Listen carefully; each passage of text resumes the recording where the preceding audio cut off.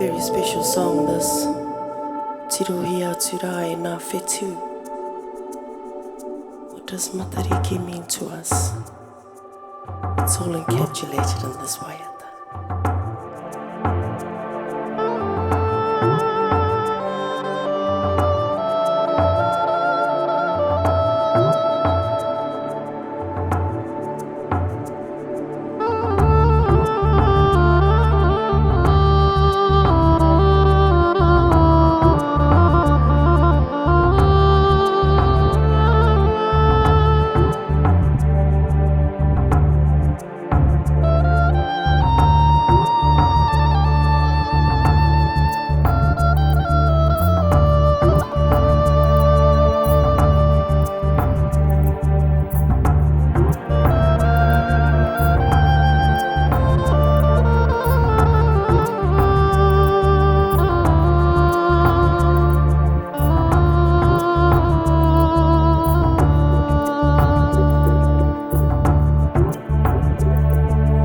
Tirohia atu e kona fetu me ko matariki e arauana he tiki mai tau i ngā mahara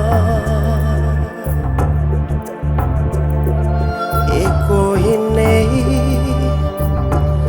whakarere ake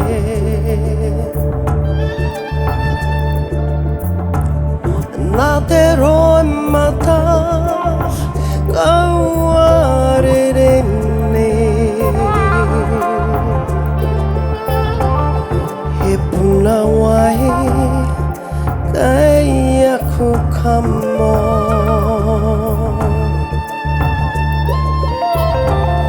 e hika hoki e kuika nei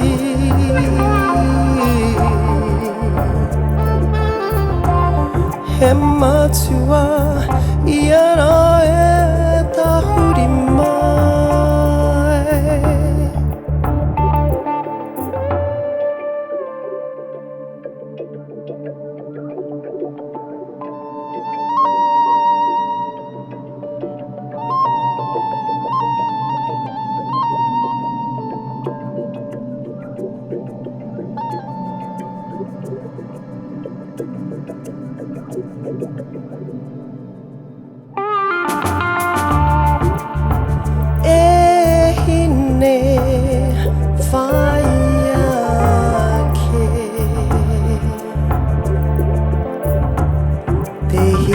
Tana o te wae wae